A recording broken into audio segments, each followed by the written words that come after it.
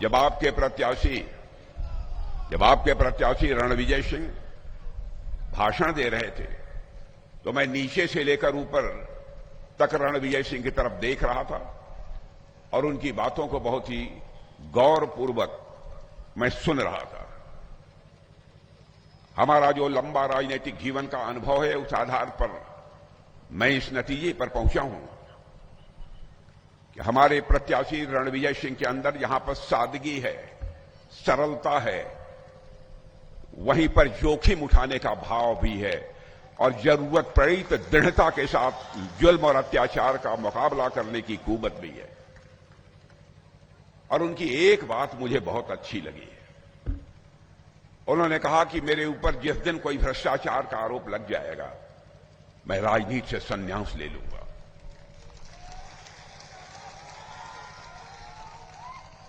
बहनों भाइयों, राजनेता का चरित्र यही होना चाहिए। आज के हालात सारे देश में आपको देखने को मिलेंगे। कई ऐसे नेता हैं जिनके ऊपर भ्रष्टाचार के गंभीर आरोप लगे हुए हैं, जेल की हवा खा चुके हैं, आज भी जमानत पर हैं, लेकिन सीने का बटन खोलकर आज भी जनता के सामने वो वोट की अपील करते हैं, जनता के समर्थन की अपील करते हैं। हम लोग जिस पार्टी के हैं, जिस गठबंधन के हैं, बहनों भाइयों, हमारा यह मानना है राजनेता ऐसा ही होना चाहिए। यदि कहीं से कोई भी आरोप यदि लग जाता है भ्रष्टाचार का और प्रथम दृष्टया वह आरोप यदि सिद्ध हो जाता है तो उसे अपने राजनीतिक पद से तुरंत त्याग पत्र दे देना चाहिए और तब तक उसे पार्टी की सदस्यता स्वीकार नहीं करना चाहिए जब तक कि वह आरोप मुक्त नहीं हो जाता। मैं एक उदाहरण देना चाहता हूं। हमारे नेता आडवाणी जी, बहनों भाइयों, एक बार वह संसद के सदस्य थे, उन पर किसी ने आरोप लगा दिया भ्रष्टाचार का, बहुत छोटा कोई आरोप, बेबुनियाद, निराधार। जानते हैं, हम लोग कहते रह गए कि आडवाणी जी राजनीति में तो ऐसे ही आरोप लगते रहते हैं। तो उन्होंने कहा कि नहीं, आरोप तो आरोप ही होता है और मैं संसद की सदस्यता से त्यागपत्र देता हूं और जब तक मैं आरोप मुक्त नहीं हो जाऊंगा, भारत की संसद में मैं कदम नहीं रखूंगा। बहनों भाइयों, चरित्र यही होना चाहिए। राजनीति यह दो शब्दों को मिलाकर बना हुआ है, राज और नीति। नीति यहां है, वहां न्याय होना चाहिए और यह नीति नए शब्द से बना हुआ है, नए धातु से बना हुआ है, जिसका अर्थ होता है ले जाना, किस ओर ले जाना, सन्मार्ग की ओर ले जाना।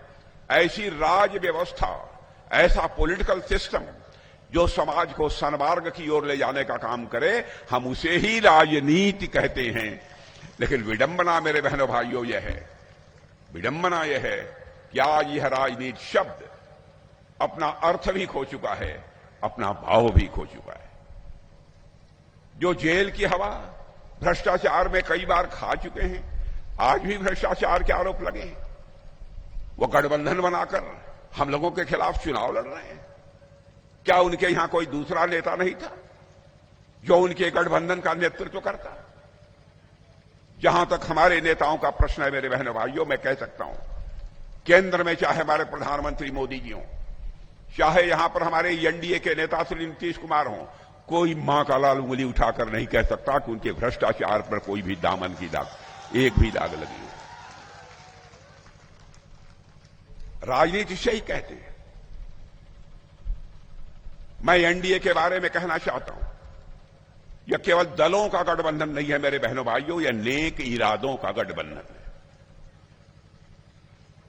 और जो हम लोगों ने घोषणा पत्र जारी किया है, उसके बारे में भी मैं कहना चाहूंगा कि बहनों भाइयों, यह वादे नहीं है, वादे नहीं है।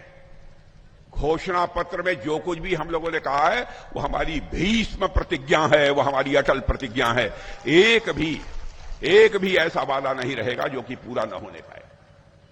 जो लोग ये कहते हैं कि नेता तो ऐसे ही बोलते रहते हैं, मैं उनसे कहना चाहता हूं, आप उठाकर 2014 का लोकसभा का हमारा घोषणा पत्र देख लीजिए। हमारा 2019 का देख लीजिए, 2024 का घोषणा पत्र उठाकर देख लीजिए। 2014 में तो मैं ही पार्टी का राष्ट्रीय अध्यक्ष था। उसी समय मोदी जी प्रधानमंत्री पद के उम्मीदवार के रूप में हम सबके सामने आए थे। बराबर मोदी जी कहते थे कि राजनाथ जी इसकी जरूर चिंता कर लीजिएगा, कहीं कोई ऐसी बात न हो जिसे हम पूरा न कर पाए। मैंने कहा कि मोदी जी चिंता मत करिए, मैं स्वयं इन सब चीजों में पूरी सावधानी बरतता हूं। हमारे घोषणा पत्रों को उठाकर देख लीजिए, जो जो हमने कहा था उसको हम लोगों ने पूरा किया है कि नहीं किया है। मैं आपको याद दिलाना चाहता हूं, आपको मैं आश्वस्त करना चाहता हूं मेरे बहने भाइयों, हम गलत करेंगे नहीं। यदि गलत हो रहा होगा तो हम चुप बैठेंगे भी नहीं।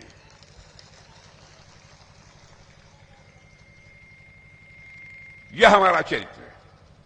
गलत हो रहा हो और चुप्पी साध कर हम बैठे रहें, यह भी गलत है। राजनीति में शुचिता होनी चाहिए, पवित्रता होनी चाहिए, ईमानदारी होनी चाहिए।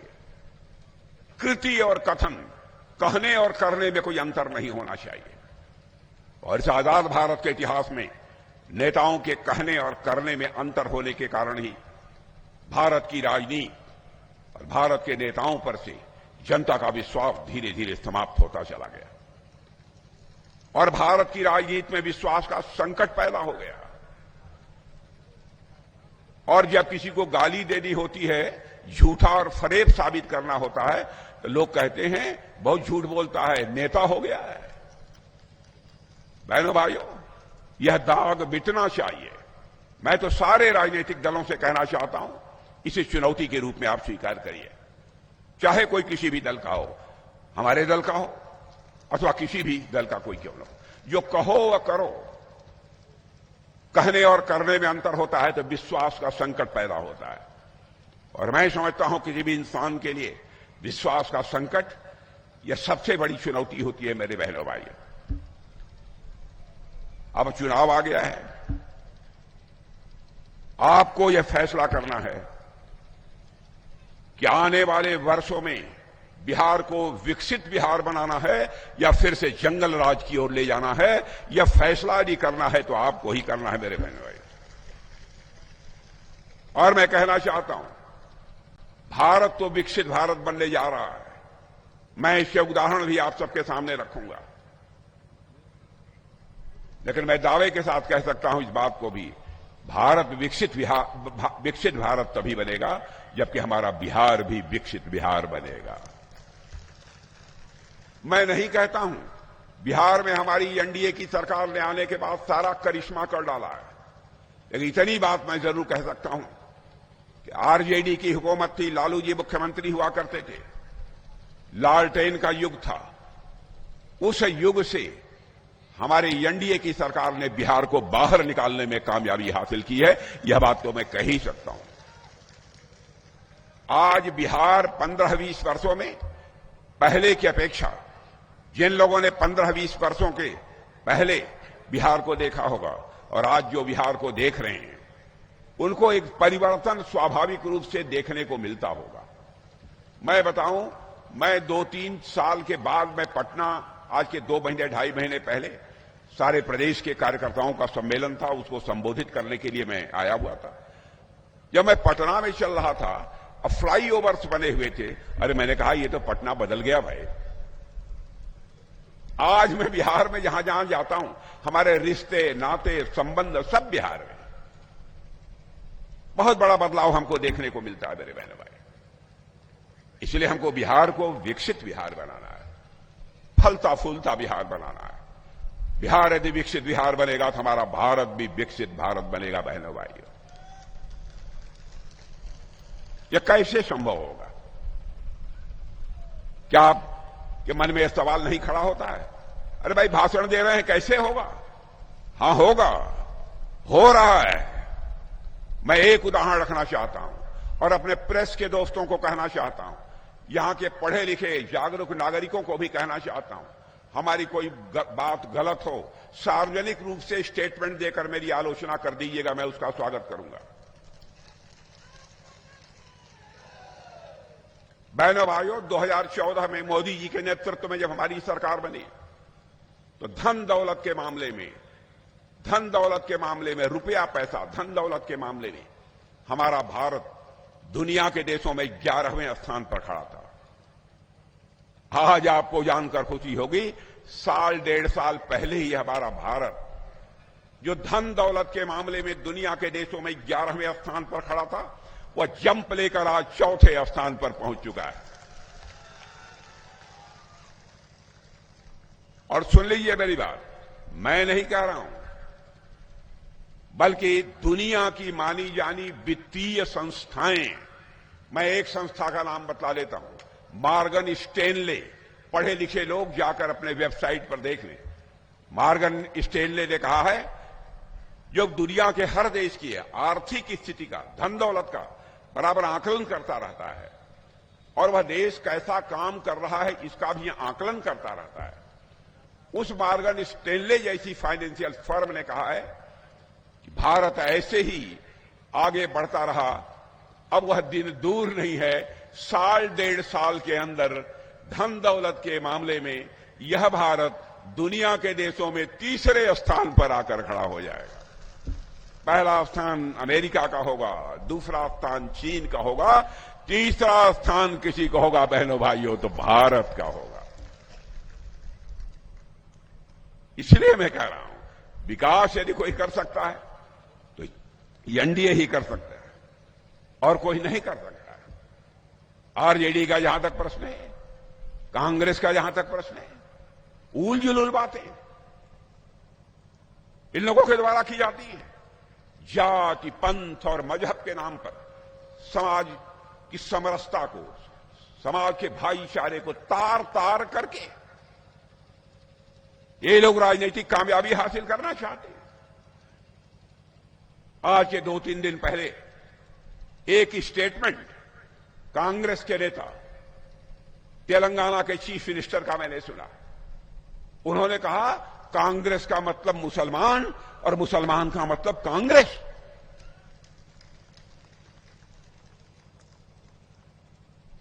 बहनों भाइयों, हिंदू हो, मुसलमान हो, ईसाई हो, कोई भी हो, जो भी भारत में रहता है सभी भारत के नागरिक हैं, सभी एक दूसरे के भाई भाई हैं। मैंने अपने राजनीतिक जीवन में कभी भेदभाव नहीं किया, लेकिन यहां कांग्रेस का मतलब मुसलमान और मुसलमान का मतलब कांग्रेस। राजनीति को किस हद तक नीचे ले जाना चाहते हैं। तेलंगाना के मुख्यमंत्री को शायद इस बात की जानकारी नहीं है। भारत अकेला दुनिया का एक ऐसा देश है जहां के रहने वाले ऋषियों और मनीषियों ने भारत की सीमा में रहने वाले लोगों को ही अपने परिवार का सदस्य नहीं माना है, बल्कि पूरे विश्व की धरा पर रहने वाले लोगों को अपने परिवार का सदस्य मानते हुए वसुधैव कुटुंबकम का संदेश सारे विश्व को दुनिया के किसी देश की धरती से गया है तो हमारे और आपके देश की धरती या भारत से गया है। मेरे बहनों भाई, पूरा विश्व ही हमारा परिवार है। वह भारतीय जनता पार्टी, वह एनडीए कैसे जाति, पंथ और मजहब के आधार पर एक दूसरे से भेदभाव कर सकती है। अरे हम तो इतने दयालु हैं कि हमारी घर की माताएं बहनें यदि घर की रसोई में आटा गूंथती रहती हैं रोटी बनाने के लिए, बगल से यदि चींटी भी गुजर जाती है, चींटी को पैर से दबाकर मारती नहीं है, बल्कि थाली का आटा निकालकर उस चींटी के भी दीर्घजीवी होने की कामना करते हुए उसके सामने डाल देती है। सब तो सब छोड़ो, भारत कैसा भारत है जिस काले सर्प के काट लेने के बाद मरने की पक्की गारंटी होती है, उस काले सर्प को भी नाग पंचमी के दिन दूध पिलाकर, शुद्ध दूध पिलाकर दीर्घजीवी होने की कामना यदि कोई करता है तो भारत करता है। बहने भाई, हम भारतवासी जाति, पंथ और मजहब के आधार पर भेदभाव नहीं करते। मैं मुस्लिम भाइयों से भी कहता हूं, आपको भड़काया जाता है, गंभीरतापूर्वक विचार करिए। और मैं ये बोल रहा हूं, मेरी बात का भी गलत सलत नहीं बोलता हूं, इसको जांच पर रख लीजिएगा, तौल लीजिएगा और एक भी घटना मेरे जीवन की आप बतला लीजिए जहां पर कि किसी भी प्रकार का कोई भेदभाव हुआ। ये लोग करना क्या चाहते हैं मेरे बहनों भाई? जहां तक बिहार के विकास का प्रश्न है, मैं कहना चाहता हूं आप सबसे, यकीन रखिएगा घोषणा पत्र में जो जो कहा है सब पूरा करेंगे, सब पूरा करेंगे। और मैं देश का रक्षा मंत्री हूं, मुझे जानकर खुशी हुई कि यहां के घोषणा पत्र में यह कहा गया है बिहार में डिफेंस कॉरिडोर बनेगा, डिफेंस कॉरिडोर।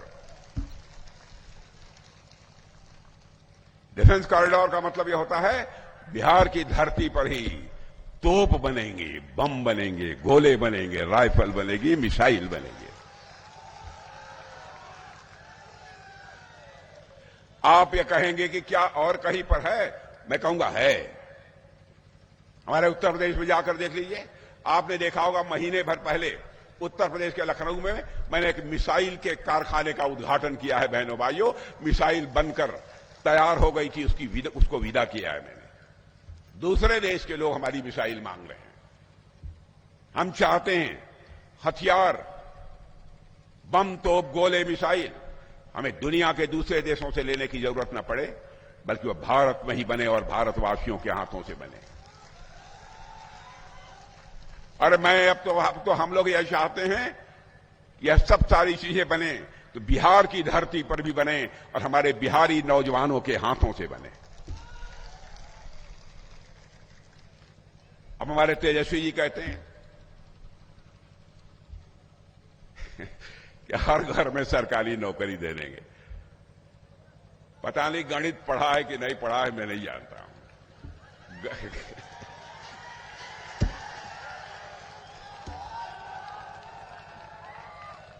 बहन भाइयों, गणित मैंने पढ़ी है, मैथमेटिक्स। क्या बतलाऊं? कभी मिलेंगे तो मैं कहूंगा आप पढ़ लो थोड़ा।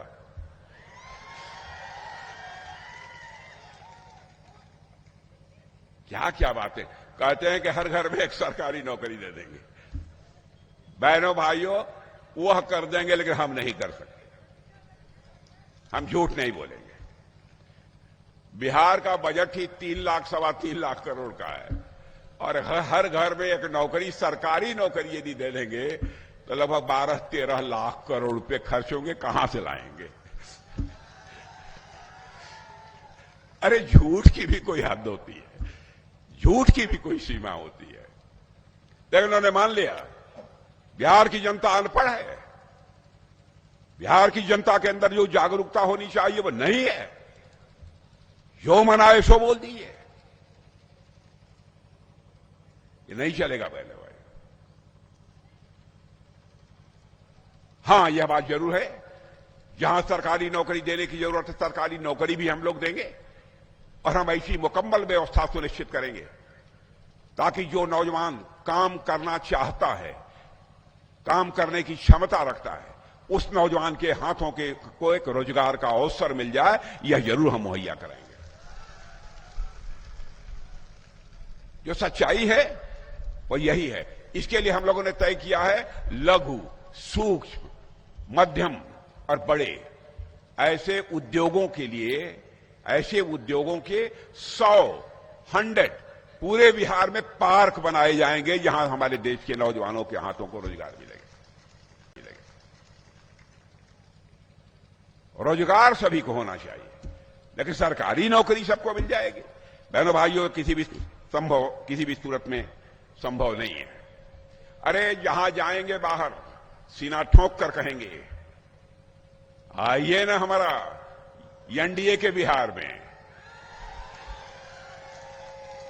आइए ना हमारा एनडीए के बिहार में, हमारा विकसित बिहार में। ये लोग जाते हैं तो क्या कहते हैं आरजेडी कांग्रेस के लोग, आइए ना हमारा बिहार में, कट्टा मार देंगे कपार में। यह हालत है इन लोगों की। बहनों भाइयों, आज के कुछ दिन पहले, मैं पहले भी बोल चुका हूं, मुझे बहुत ही चिंता हुई इस बात की। एक 6 साल या 7 साल का छोटा बच्चा था, आरजेडी की बहुत बड़ी सभा थी, तेजस्वी जी आने वाले थे शायद उसमें, तो उस बच्चे को खड़ा कराकर उसके सिर पर पगड़ी वगड़ी बांधकर उससे भाषण कराया जा रहा था, भाषण कर रहा था, उसको रटाया गया होगा। उस बच्चे बेचारे का क्या दोष है? वह कह रहा था पहले हम लोग बहुत पिछड़े हुए थे, बहुत पिछड़े हुए थे, हम लोगों को लोग अनपढ़ कहते थे, अनपढ़ कहते थे, हम लोग डंडा लेकर चलते थे। लेकिन अब वह कहता है जिस दिन तेजस्वी भैया बन जाएंगे मुख्यमंत्री तो अब डंडा लेकर नहीं चलेंगे, हम लोग कट्टा लेकर चलेंगे। धन्य हो प्रभु। बचा लीजिए बिहार को मेरे बहनों भाइयों, इनके हाथों में नहीं आना चाहिए। बराबर जाति धर्म की यह सब राजनीति करके इन लोगों ने बराबर देश को बहुत बड़ी क्षति पहुंचाई है। हम लोगों का जहां तक सवाल है, हम लोग चाहते हैं हर वर्ग का सशक्तिकरण हो, पर्यटन का भी विकास करेंगे। दुनिया के देशों से लोग बिहार में भ्रमण करने के लिए आएंगे, घूमने के लिए आएंगे, यहां के तीर्थ स्थानों का दर्शन करने के लिए आएंगे। सीता मैया का भव्य मंदिर कैसा बन रहा है, स्वयं भी जाकर आप लोग देख सकते हैं। किसान सम्मान निधि में पहले हम लोग 6,000 रुपया देते थे, बन जाने दीजिए सरकार, 3,000 और देंगे, 9,000 रुपया प्रधानमंत्री किसान सम्मान निधि में देंगे। मछली उछली खाते हैं कि नहीं आप लोग? मछली खा ले? सचमुच मछली खा ले तो मछली पालकों को पहले 4,500 मिलता था, लेकिन हम लोगों ने तय किया है कि मछली पालकों को अब 9,000 रुपया बढ़ा कर देते हैं। प्रमुख फसलों को की खरीद हम एमएसपी पर करेंगे, न्यूनतम समर्थन मूल्य जो है उस पर जो हम फसलों की खरीद करेंगे। मैंने कई ऐसे प्रभावी कदम उठाएंगे। गरीबों के लिए केजी से लेकर पीजी तक की शिक्षा मुफ्त में दी जाएगी। केजी से लेकर पीजी तक गरीब लोगों को, यह मत मान लीजिएगा सबको। भाई जो पढ़ा सकते हैं वो पढ़ाएं। बहनों भाइयों, जमाना चला गया, जब तक रहेगा समोसे में आलू तब तक रहेगा बिहार में लालू। अब वो पुराना समोसा खत्म। अब समोसा केवल आलू से टेस्टी स्वादिष्ट नहीं बनता है, काजू भी चाहिए, किशमिश भी चाहिए, मटर भी चाहिए, मसाले भी चाहिए। अब तब स्वादिष्ट समोसा बनेगा। वो स्वादिष्ट समोसा कोई बना सकता है तो एनडीए ही बना सकती है मेरे बहनों भाई। इसलिए मैं आप लोगों से अपील करना चाहता हूं, आपका समर्थन प्राप्त होना चाहिए। भारत तेजी से आगे बढ़ रहा है। भारत अब कमजोर भारत नहीं रहा है, भारत ताकतवर भारत बन गया है। ऑपरेशन सिंदूर में आप लोगों ने देख लिया है मेरे बहनों भाई।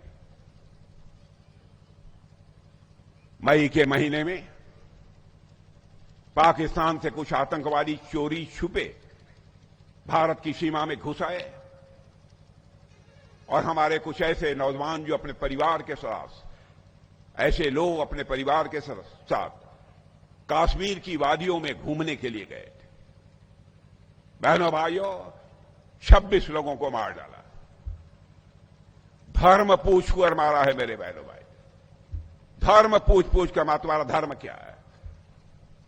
कहीं झूठ तो नहीं बोल रहा, कहीं लेकर उतारो। इतना घिनौना कृत्य किया इन लोगों ने। बहनों भाइयों, आग लग गई थी हम लोगों को।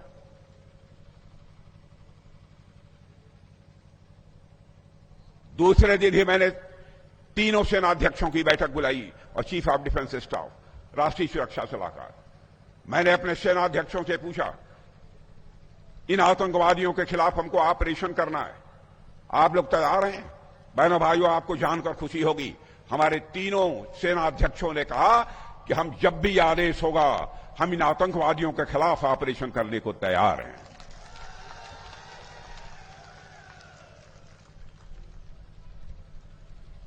और हमने केवल आक्रमण किया तो आतंकवादी ठिकानों पर किया।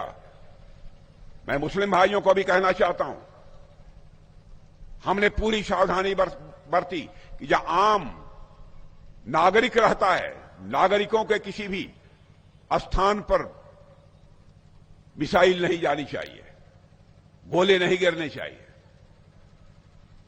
उनको किसी भी प्रकार की क्षति नहीं पहुंचनी चाहिए। यह है भारत। केवल आतंकवादी ठिकानों को टारगेट किया हम लोगों ने, सटीक टारगेट किया। बड़ी संख्या में लोग मारे गए, बहनों, बड़ी संख्या में लोग मारे गए। घिनौना काम किया था, धर्म पूछकर मारा। लेकिन हम लोगों ने धर्म पूछकर नहीं मारा, हमने उनका कर्म देखकर मारा। मेरे बहनों भाइयों, कर्म देखकर मारा।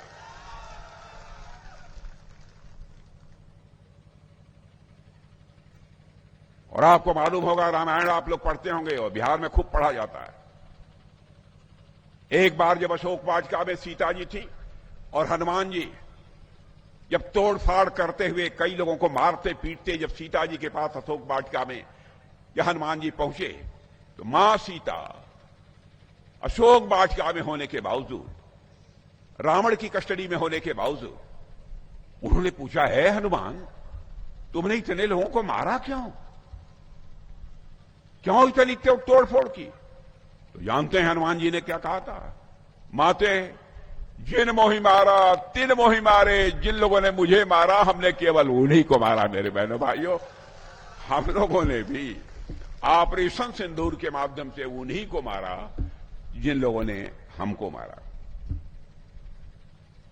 बहनों भाइयों, बिहार को डूबने मत देना।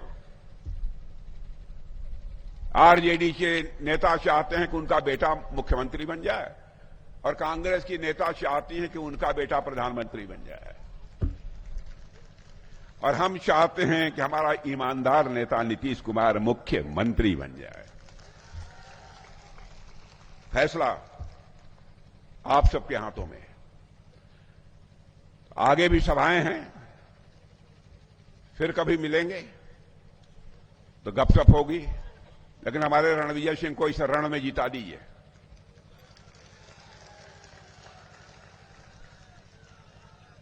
इस रण में जिता दीजिए, बना के रखिए जरा। और आप लोगों ने 3 बार इन्हें जिताया है ना, 3 बार के बाद भी कोई भ्रष्टाचार का आरोप हमारे रणविजय सिंह पर नहीं है। लेकिन बहनों भाइयों, आपने देखा होगा, यह तो राजनीति का मैदान है, यह तो राजनीति का मैदान है। क्रिकेट के मैदान में देखा होगा आपने, 1 रन बनता है तो ताली बजती है, 2 रन बनता है तो तालियां और बजती हैं, 3 रन बनता है तो और बजती हैं। लेकिन जिस समय क्रिकेटर बल्लेबाज चौका मार देता है, उस समय तालियों की गड़गड़ाहट से पूरा स्टेडियम गूंज उठता है।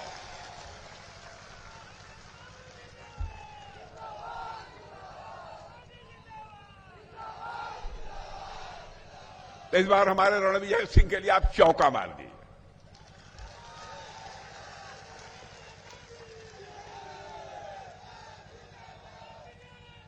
और इस बार